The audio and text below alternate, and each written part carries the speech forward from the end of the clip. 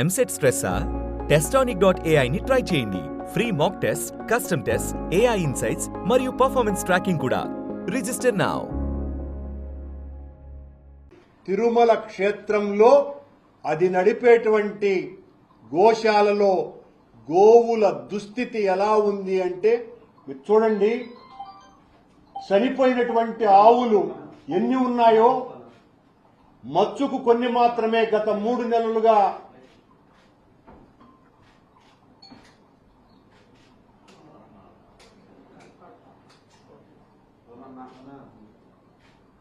అత్యంత పవిత్రమైనటువంటి దేశవాళీ ఆవుల యొక్క పరిస్థితి ఇదంతా కూడా మన గోశాలలో జరిగినటువంటి దుస్థితి.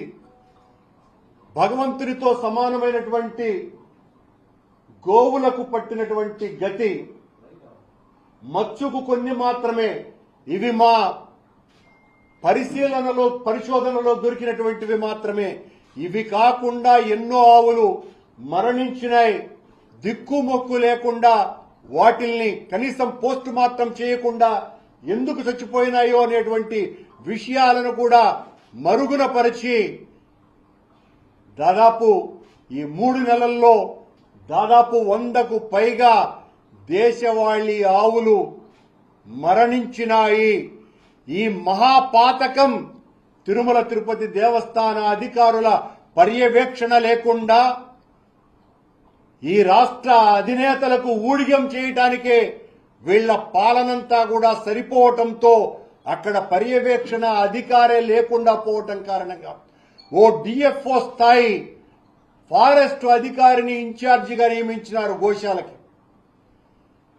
ఆ గోశాలకు నియమించినటువంటి అధికారికి గోవుల పరిరక్షణకు ఏ రకమైనటువంటి సంబంధము లేదు. ఈ రకంగా ఇంత దారుణాలు జరుగుతున్నాయి. వీట్ల మీద వెంటనే విచారణ జరిపించాల్సినటువంటి అవసరం ఉన్నది. ఇంత దారుణం ఈ కొండ మీద ఈ పరిపాలకుల యొక్క దాస్తీకానికి అత్యంత పవిత్రమైనటువంటి మన తల్లి కంటే కూడా గొప్పదైనటువంటి అమ్మ గోమాతకు జరుగుతున్నటువంటి ఘోరం ఇది. సనాతన వైదిక సంస్కృతి సాంప్రదాయాలలో గోవుకున్నటువంటి స్థానం అపూర్వమైనటువంటిది. వేదభారతి గో విజ్ఞానానికి, గోవుపై ఆధారిత వ్యవసాయానికి పెద్దపీట వేసింది తరతరాలుగా. ప్రకృతి పరిరక్షణకు ఆవు పేడతోనే అలకాలని మన పెద్దలు చెప్పినారు. ఆవు పేడ వల్ల క్రిమికీటకాదులు దూరమవుతాయి, పవిత్రత సిద్ధిస్తుంది. గోమూత్రం ఆరోగ్యప్రదాయకం. గృహాదులు నిర్మించుకున్నా, పండుగ పబ్బాలు జరుపుకున్నా ఆ ప్రాంతంలో గోవు తన దూడతో గ్రాసాన్ని తింటేనే ఆ గృహమంతా పావనమైపోతుంది అన్నటువంటి భావన మన హిందువులది. సకల దేవతా స్వరూపమైన గోవు తల్లితో సమానమైనటువంటిది. అందుకే తల్లిపాలు అందని పసిపిల్లలకు అమృతం గోక్షీరం. వేదం గోవు యజమాని పట్ల చాలా వాత్సల్యంతో ఉంటుందని తెలియచేసింది కూడా.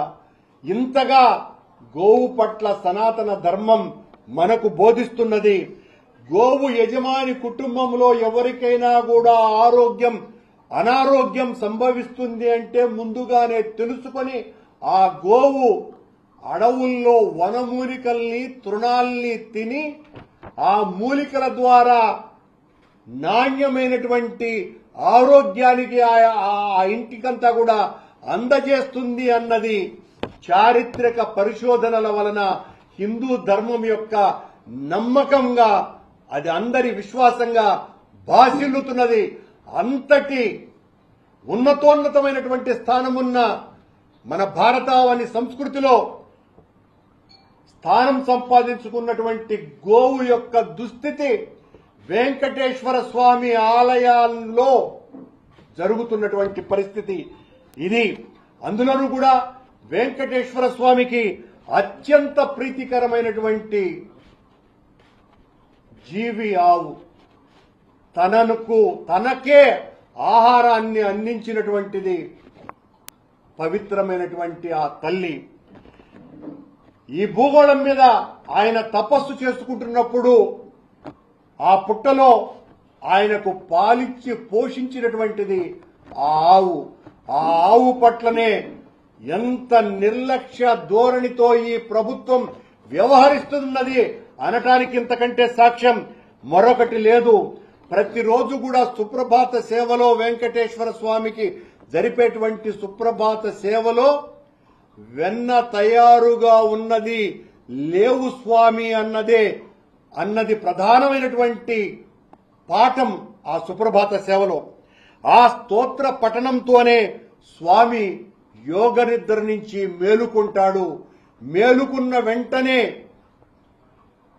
గోపాలుడు తలుపు తీసిన తరువాత వెంకటేశ్వర స్వామికి వెచ్చని పాలని ఆవు